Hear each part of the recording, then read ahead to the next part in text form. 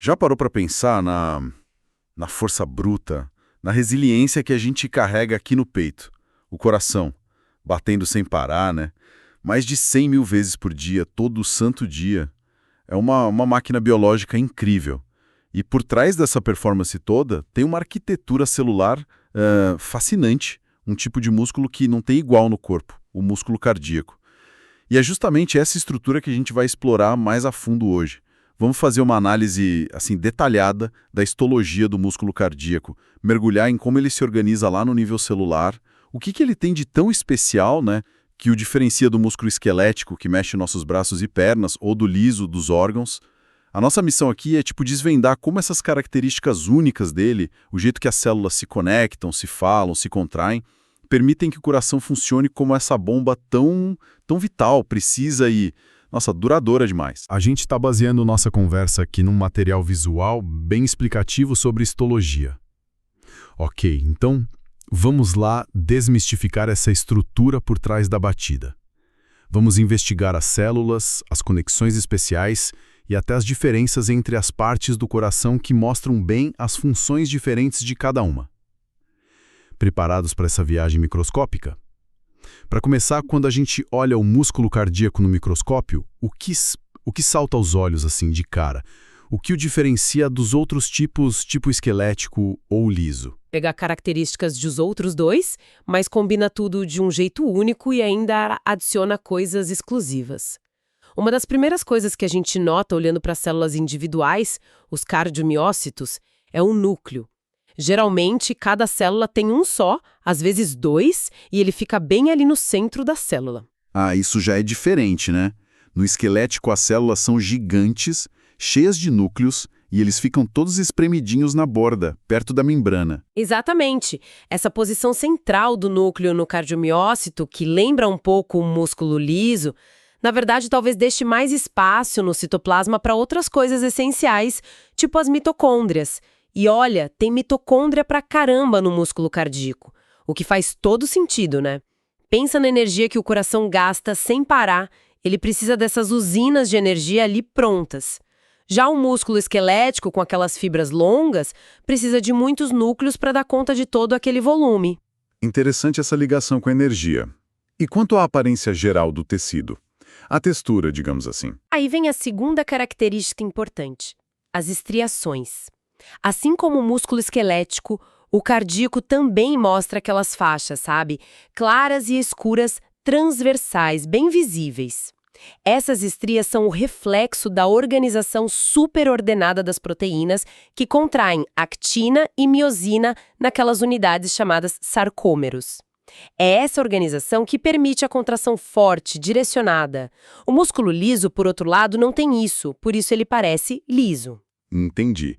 Então, núcleo central como o liso, mas com estrias como o esquelético. Uma mistura curiosa mesmo.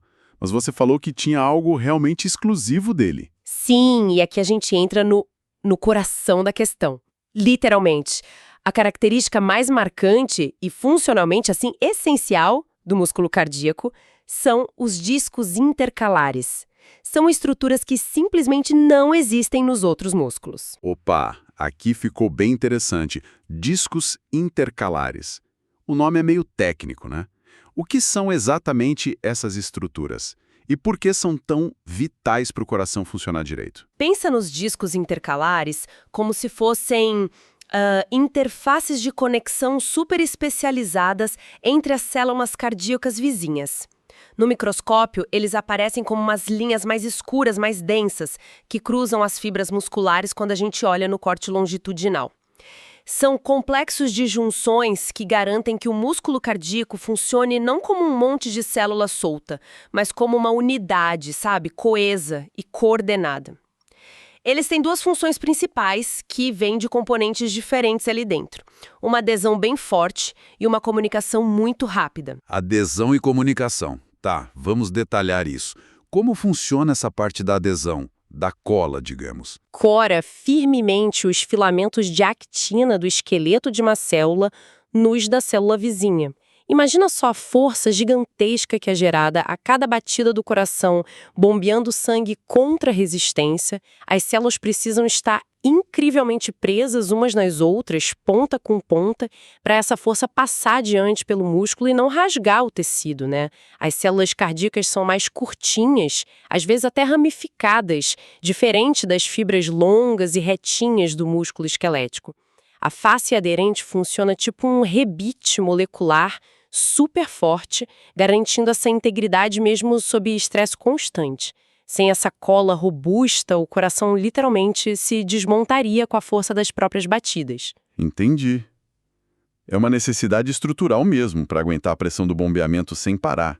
E o outro componente, o da comunicação? Junções comunicantes, as gap junctions. Elas são, basicamente, canais feitos de proteína que formam poros entre as membranas das células vizinhas. Esses canais deixam íons e moléculas pequenas, incluindo sinais elétricos que mandam a célula contrair, passarem direto e muito rápido de uma célula para outra. E qual o impacto prático disso, dessa comunicação elétrica direta? O fascinante aqui é que essas junções comunicantes são a base do que a gente chama de sincício funcional. Embora o coração seja feito de bilhões de células separadas, eletricamente ele se comporta como se fosse uma célula só, gigante. Quando o impulso elétrico começa, lá no marca-passo natural do coração, por exemplo, ele se espalha como uma onda por todo o átrio e depois por todo o ventrículo, passando por essas junções. É como se, sei lá, milhares de músicos estivessem ligados por um sistema de comunicação instantâneo, tocando em sincronia perfeita, sem precisar de um maestro visível para cada um. Essa passagem rápida e coordenada do sinal garante que as câmaras do coração contraiam juntas e na ordem certa, primeiro os átrios para encher os ventrículos, depois os ventrículos para jogar o sangue para fora. Sem isso, a gente teria contrações bagunçadas e ineficazes, tipo as fibrilações. Nossa, uma orquestra celular perfeitamente sincronizada. Faz todo sentido agora. A força vem da face aderente, a sincronia vem das junções comunicantes e tudo isso junto nos discos intercalares.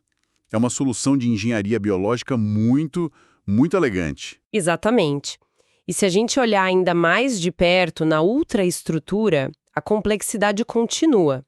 Os discos intercalares não são só linhas retas. Eles têm uma aparência meio irregular, interdigitada, sabe? Como dedos de duas mãos se entrelaçando. Essa forma aumenta muito a área de contato entre as células. Isso não só distribui melhor o estresse mecânico, reforçando a adesão, como também permite ter um número maior dessas junções tão importantes.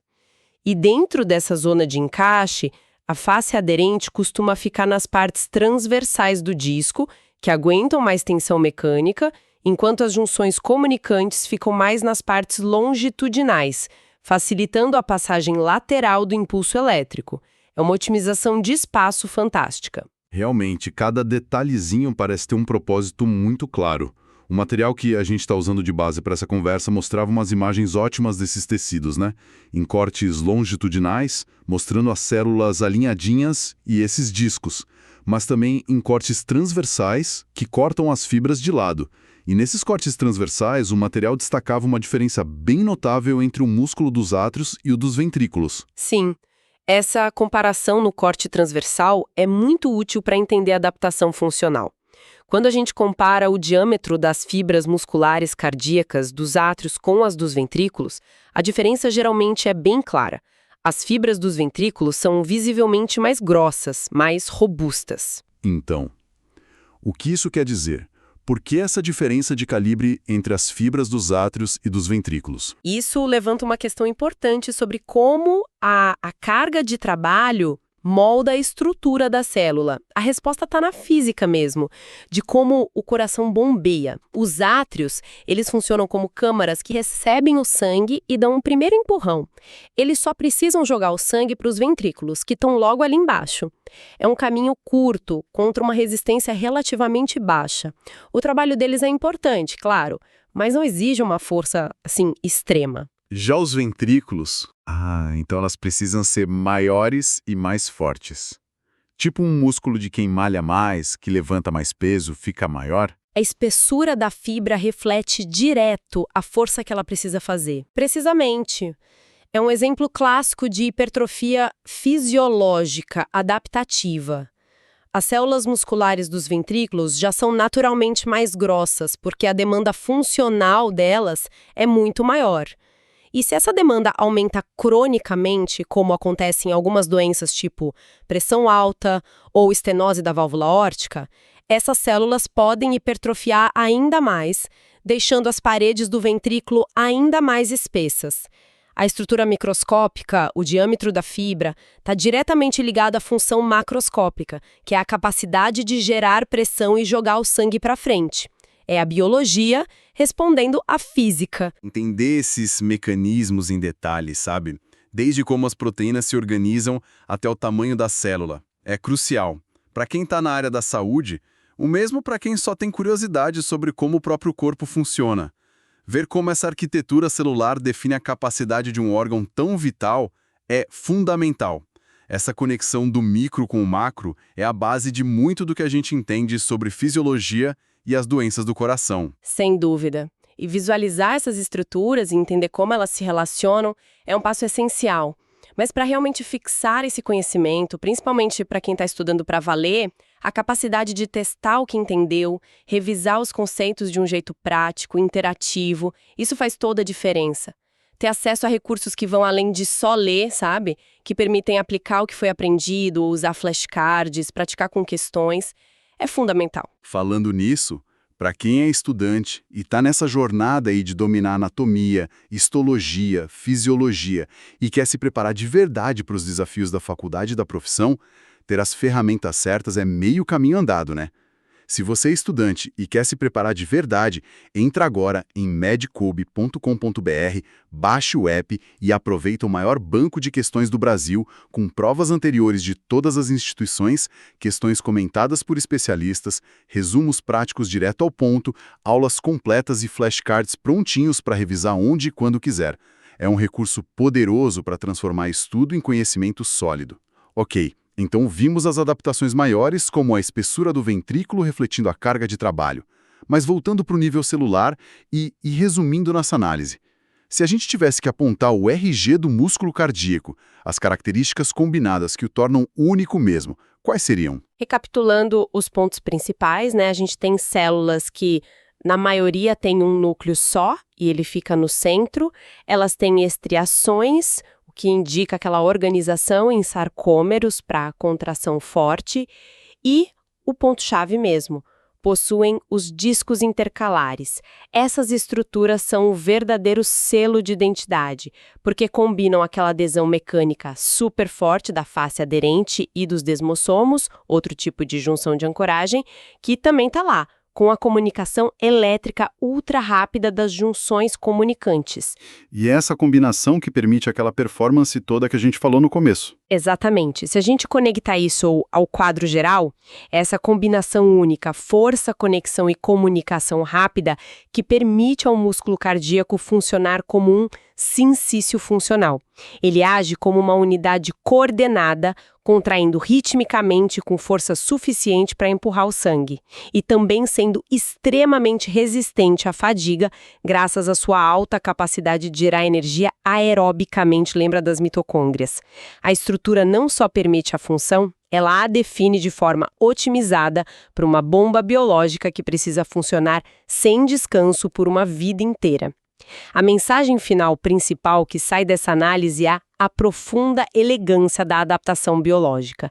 A arquitetura do músculo cardíaco, em cada nível de detalhe, desde a organização das proteínas até a complexidade dos discos intercalares, está totalmente ligada à sua função implacável. A capacidade de se manter unido sob estresse, que é a adesão, e de contrair de forma sincronizada, que é a comunicação, é o que permite ao coração ser o motor da vida. Os discos intercalares não são só uma curiosidade histológica, eles são a chave mestra para a função cardíaca coordenada. É realmente impressionante pensar nessa dança celular constante, né? Nessa coordenação microscópica que sustenta a nossa existência a cada segundo. E essa conversa toda me deixa com uma pulga atrás da orelha.